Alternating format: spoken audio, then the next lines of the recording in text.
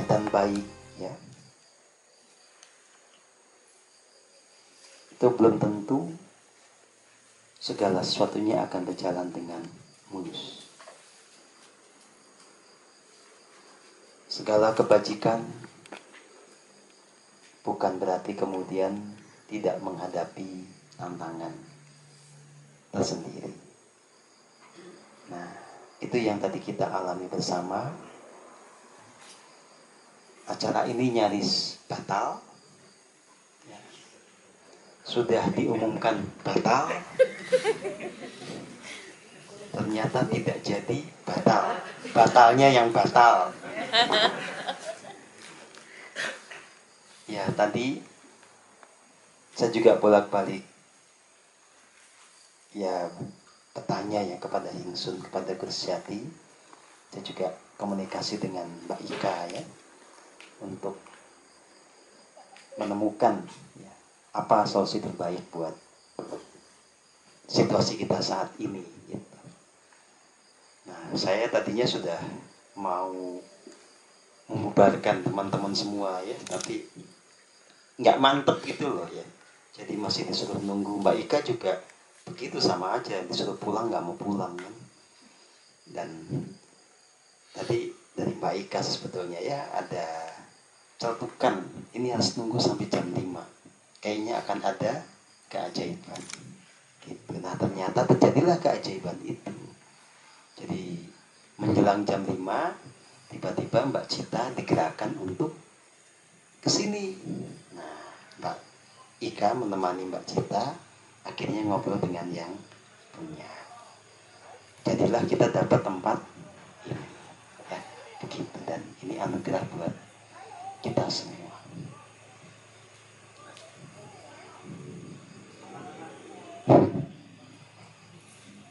Iya. Nah, karena ini adalah momen yang istimewa, mari kita betul-betul resapi pembelajaran yang tersedia. Pertama, adalah benar bahwa lewat pertemuan seperti ini teman-teman akan mengalami momen pemurnian jiwa dan raga. Dengan mengikuti panduan dari saya seperti tadi, kemudian saya melimpahkan energi kasih pada Anda semua. Tentu ada semacam akselerasi di dalam proses membuat Anda ini bertumbuh kesadaran. Anda dibantu untuk memudahkan proses memurnikan diri dari segala yang tidak selaras. Ya. Tetapi saya harus tegaskan bahwa Anda jangan hanya mengandalkan itu. Tidak ada orang yang bisa mendapatkan pencerahan dan menemukan jalan keselamatan yang sesungguhnya kalau hanya mengandalkan ikut kajian bersama saya. Ya. Bahwa itu penting, bahwa itu bisa memberikan sensasi luar biasa, iya. Tetapi sebetulnya yang harus Anda lakukan adalah di dalam keseharian Anda menerapkan pembelajaran kita ini. Ya. Jadi saya akan memulai orderan kali ini dengan menegaskan kembali hal-hal yang paling mendasar.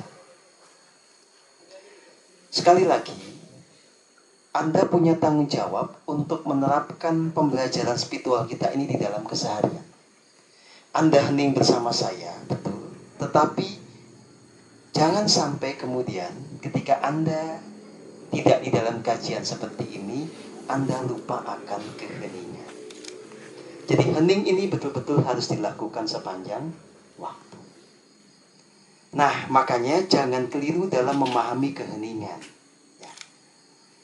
Intinya hening itu adalah Anda semua betul-betul bisa menyadari, merasakan, menikmati apapun yang sedang Anda lakukan. Pada saat ini, dimanapun Anda berada. Nah,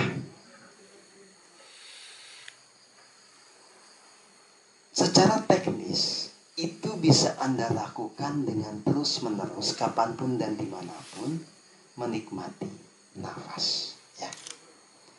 Jadi ini pesan yang bolak-balik saya garis bawahi. Kenapa? Karena secara faktual, walaupun ini tampak sederhana, tidak semua menjalankannya. Ya. Jadi kalau kita bicara tentang berapa persen sih teman-teman anggota komunitas ini betul-betul hening gitu ya sepanjang waktu, itu presentasinya sangat kecil. Betul, nanti ada yang sangat tekun, meditasi gitu ya, seperti ini formal. Tapi habis itu di dalam keseharian lupa. Pikirannya sibuk lagi ke sana kemari. Ya. Apalagi ada juga yang rajinnya hanya ikut kajian. Tapi di rumah jarang hening. Baik hening secara formal seperti ini maupun hening dalam hati betul-betul menghayati setiap tarikan dan hembusan nafas. Nah, ini saya betul-betul minta Anda untuk memperbaikinya. Ya.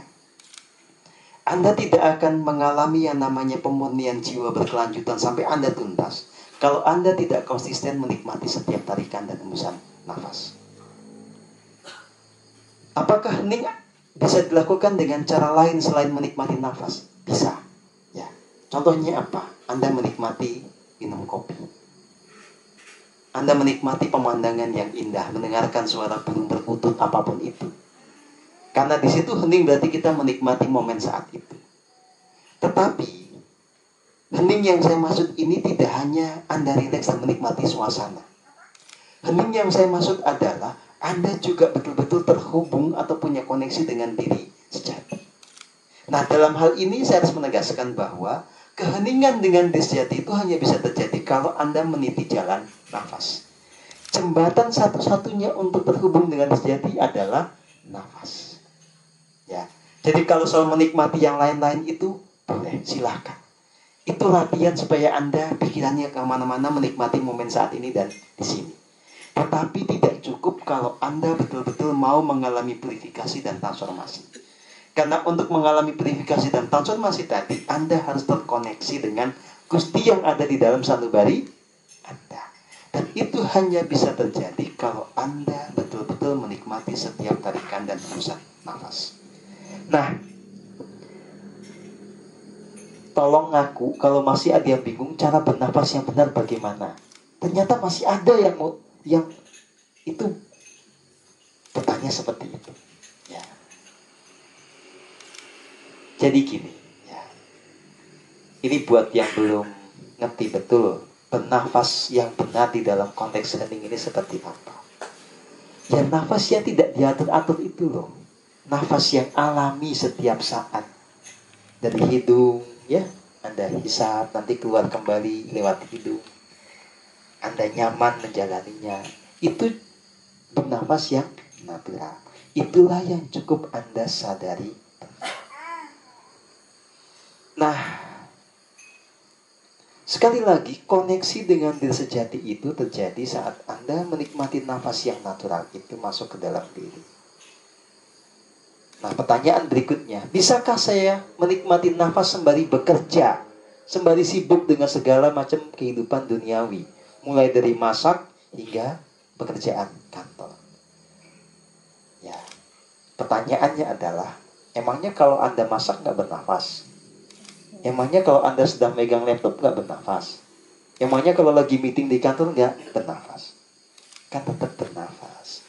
Nah, sembari Anda lakukan apapun juga, tetap jangan lupa Anda sadari penuh nikmati setiap tarikan dan hembusan nafas. Nikmati kapanpun dan dimanapun itu Anda sebetulnya terhubung dengan diri sejati. Nah, nanti secara faktual, ya, kalau Anda betul-betul bisa hening merasakan keterhubungan dengan diri sejati itu, gelombang otak Anda akan mengalami penyesuaian, ya. Kalau pakai bahasa saintifik itu nanti begini, yang tadinya di gelombang beta itu turun, ya, menjadi semakin rileks, masuk ke alfa, nanti terus ke deep alfa, masuk ke theta. Nah, tanda Anda bisa hening itu seperti itu, ya. Di dalam keseharian tapi Anda rileks betul. Anda bisa merasakan bahwa di dalam diri ini ada pancaran energi kasih, ada pancaran energi bahagia. Nah, teman-teman semua, tanpa konsistenan di dalam ini gak akan jadi. Nah, faktor penghalangnya apa? Ya tadi, kebanyakan orang itu pikirannya meloncat ke sana kemari. Nah, sebagian orang bermasalah dengan struktur sistem sarafnya. Jadi mau dibuat anteng itu susah, udah kadung kebiasaan kesana kemari. Nah, ini butuh latihan yang serius, ya. Latihan serius terus-menerus supaya Anda nanti betul-betul bisa terhubung pada diri sejati. Nah, nanti saya akan minta pengalaman ya dari teman-teman seperti Mbak Ika, Mbak Irma sama Mbak Ai. Bagaimana mengatasi kesulitan di dalam hal yang mendasar ini. Ya. Nah, berikutnya. Ketika Anda masuk dalam keheningan, nanti ada lagi tantangan berikutnya. Kalau yang mata ketiganya kebuka, itu segala yang bisa dilihat di dunia lain itu yang itu mendistak atau mengganggu kita. Banyak teman-teman yang punya bakat metafisika gitu ya, punya bakat supranatural, punya bakat penglihatan dengan mata ketiga, itu malah nggak hening-hening. Begitu merem itu malah kacau dengan bayangan-bayangannya sendiri. Anda nggak akan tercerahkan kalau Anda tidak mengatasi masalah ini. Kesambut iya, tercerahkan kagak. Jadi tolong teman-teman yang nanti tiba-tiba diem merem itu malah nggak karu-karuan lihat macam-macam. Balik lagi pada nafas. Balik lagi merasakan diri sejati yang ada di pusat hati. Selanjutnya, apalagi tantangannya? Kalau jiwa raga Anda belum murni, Anda hening itu mau sampai kapanpun tidak akan nyambung dengan diri sejati. Itu pasti dihalangi, dibiaskan, atau ditipu oleh dakos yang ada di dalam diri Anda. Maka pastikan diri Anda tidak ada penyusup yang nanti bisa menyamar jadi GS, atau dia membiaskan kebenaran yang muncul di dalam diri kita. Ya. Ini sekali lagi harus saya ulas, karena tanpa yang mendasar seperti ini tuh kita nggak akan jadi bangunan yang kokoh. Anda tidak akan betul-betul mengalami transformasi, berubah hidupnya menjadi manusia dengan hidup surgawi. Ya. Oke, ini pengantar dari saya dulu. Silahkan teman-teman Mbak Ika, Mbak Irma, atau Mbak Ai untuk memberikan tambahan. Ya, silahkan. Monggo. Ini pengalaman aku sendiri atau mungkin pengalaman yang aku terima dari teman-teman, Mas Bro? Iya. Yang mana? Mana aja yang penting membantu teman-teman. Yang pengalaman orang lain, bagaimana kesulitan mereka. Ya. Sebenarnya kalau pengalamanku sendiri, setelah aku banyak mendapatkan sharing ya dari teman-teman yang lain, aku merasa prosesku sendiri lebih mudah lah ya dibandingin yang lain, karena satu, si konsep tebalnya aku nggak ada ya kan, tentang meditasi harus duduk bersila aja, konsep itu aku nggak, justru aku menentang itu gitu kan. Jadi ketika membaca buku Suwung dan disitu dikatakan bahwa meditasi bisa sambil posisi apapun, disitulah aku menemukan ini dia yang aku cari gitu kan, bahwa aku sambil tiduran bisa meditasi, aku sambil ngapain pun bisa meditasi gitu. Jadi konsepnya itu dari awal nggak ada gitu kan.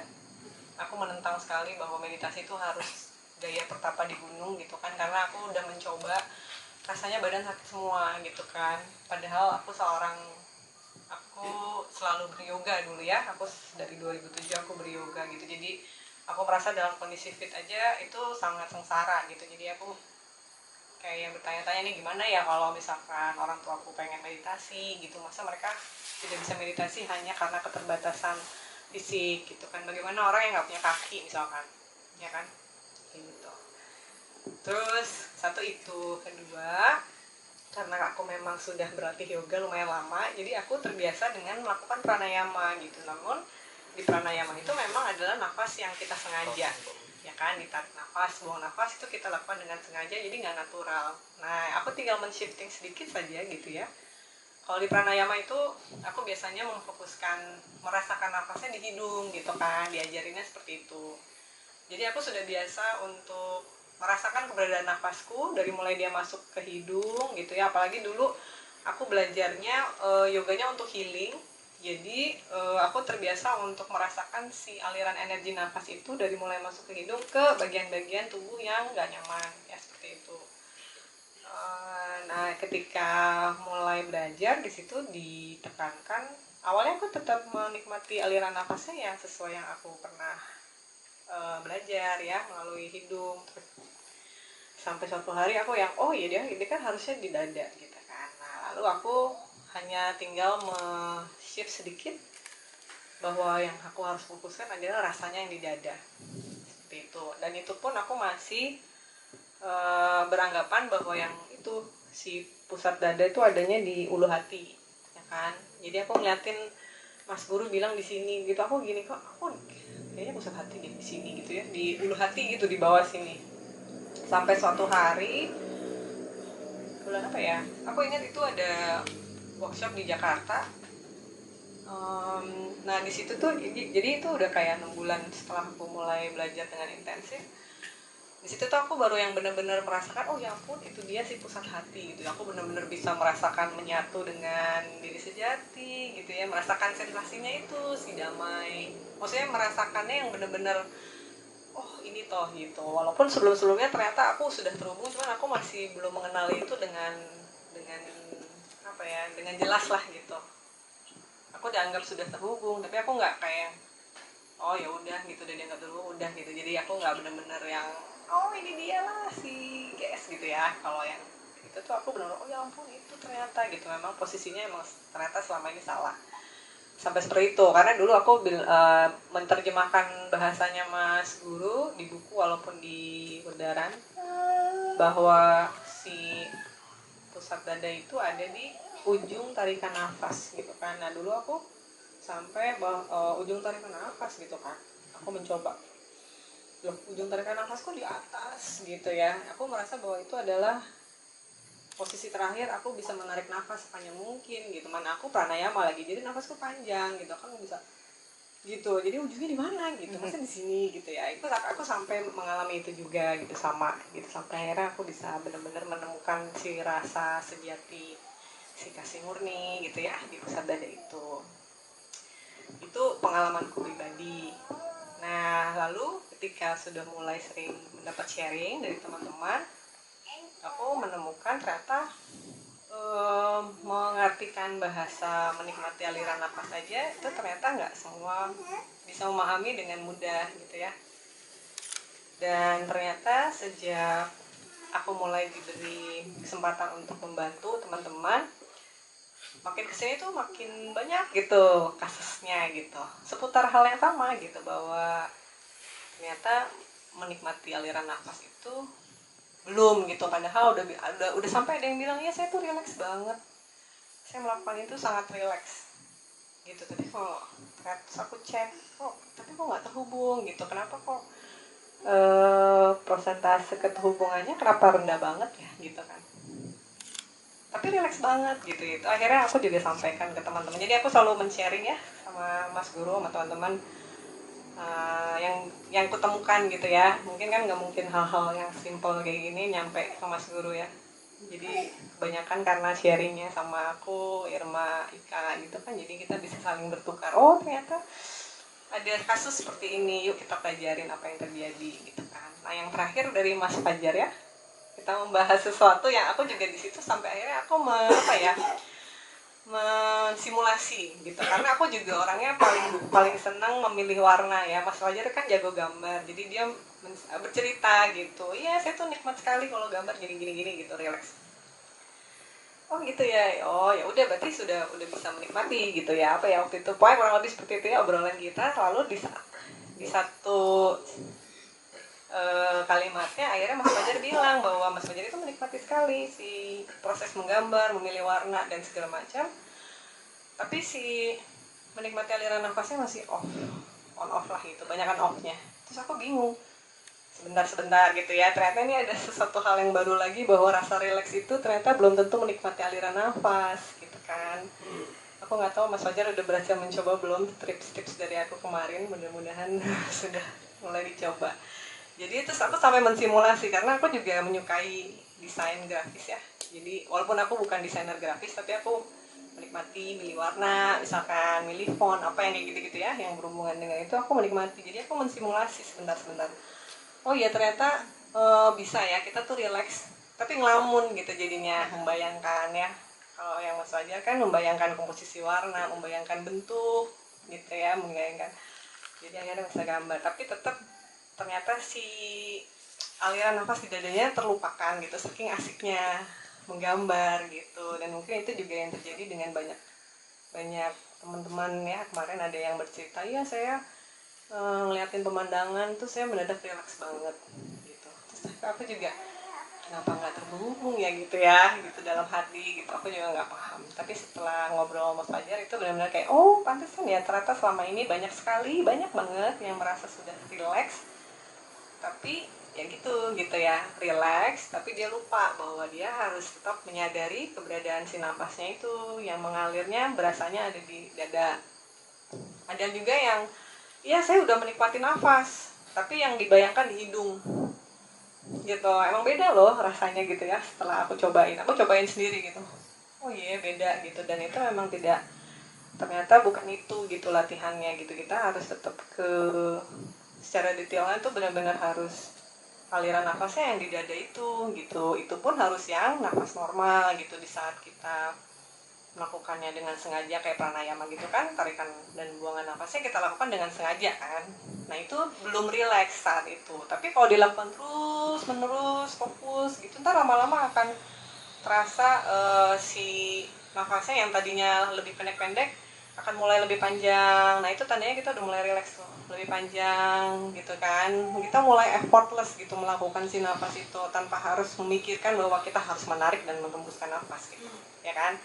Kan kalau disengaja kita mikir kan, ini aku harus naik nafas, oke sekarang buang gitu kan. Itu tuh berpikir sebenarnya gitu, dan tidak menikmati si aliran nafas yang naturalnya itu. Tapi apabila itu dilakukan terus menerus gitu ya, harus pasrah ya.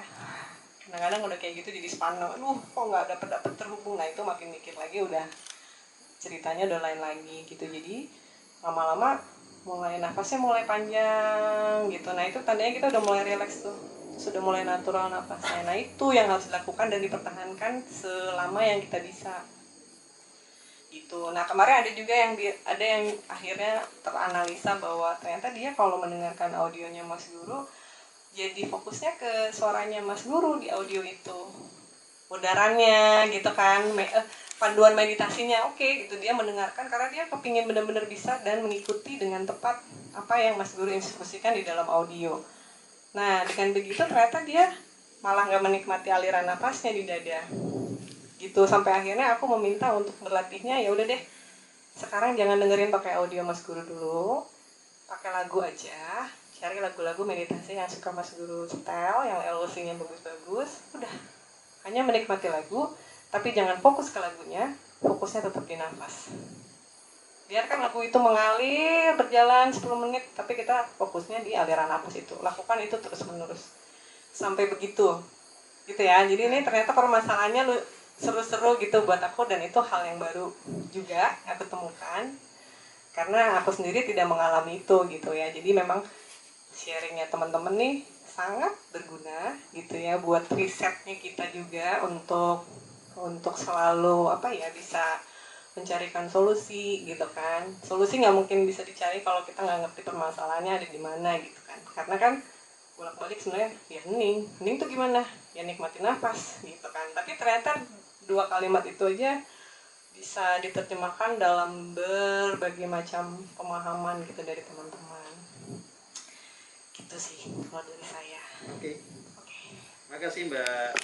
Yang namanya relax itu kan kondisi ketika kita menikmati segala yang sedang kita alami, yang sedang kita kerjakan ya. Nah relax ini sekali lagi ternyata memang bukan hanya soal menikmati nafas, bisa yang lain-lain. Tapi jelas tidak semua orang yang rileks itu terhubung dengan guru sejatinya. Anda masak, itu pasti rileks. Kalau yang hobi masak. Tapi apakah terhubung dengan Gusti? Belum tentu. Anda golf, buat yang hobi golf, itu bikin rileks. Tapi belum tentu terhubung dengan Gusti. Anda dugem, kata siapa nggak rileks? Kalau yang seneng, acet-acetkan gitu bikin rileks. Tapi belum tentu terhubung dengan Gusti. Nah, hening yang kita maksudkan ini bukan sekedar rileks. Rileks itu pintu gerbangnya, tetapi habis itu Anda harus betul-betul terhubung dengan Gusti di dalam diri Anda. Dan itu hanya bisa kalau jembatannya adalah nafas. Tentu saja tanpa rileks Anda nggak bisa terhubung. Kalau Anda sepandang memikirkan nafas, ya nggak bisa terhubung. Anda harus rileks menikmati nafas Anda sendiri, baru itu punya kemungkinan terhubung. Nah, ini adalah hal-hal mendasar yang harus kita perbaiki bersama. Ya, teman-teman silahkan jujur pada dirinya sendiri. Selama ini sudah betul-betul bisa hening atau belum? Kalau belum, nggak usah malu ngaku. Kalau malu ngaku percuma, malah tidak ada kemajuan. Jangan sok pintar juga. Wah, saya pasti bisa, padahal kagak, ya.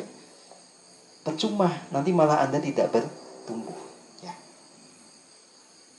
Jadi teman-teman silahkan temukan cara yang paling pas buat Anda masing-masing untuk bisa betul-betul rileks sekaligus menyadari keberadaan Gusti di dalam diri dan keterhubungan dengan Dia. Ya, tentu saja jangan melupakan hal yang paling utama untuk bisa mencapai itu, yaitu menikmati nafas Anda. Ya. Nah, buat teman-teman yang suka terdistak oleh mata ketiganya, misalnya Mas Marco, ya, itu sederhana solusinya. Anda harus bisa mengendalikan pandangan-pandangan yang muncul dengan kembali menikmati nafas untuk masuk ke dalam diri. Nanti keluar lagi macam-macam, itu abaikan. Balik lagi untuk masuk ke dalam diri. Ya. Dengan latihan yang tekun, semua ini pasti akan tercapai. Karena gini ya, kemampuan hening yang sungguhnya ini, itu nanti yang menentukan Anda itu betul-betul mengalami purifikasi atau tidak. Kalau Anda nggak nyambung ke sini, Anda nggak akan mengalami purifikasi. Ya. Nanti Anda itu hebatnya hanya ketika Anda duduk diam begini bersama saya. Di luar sana nanti sama aja dengan orang lain. Ya. Baperannya ya sama, gampang sakit hatinya ya sama, tukang gosipnya ya sama. Terus apa bedanya? Siapa gunanya belajar spiritual? Daripada Anda melakukan hal yang seperti itu, fokuslah menikmati nafas, menyadari keterhubungan dengan diri sejati.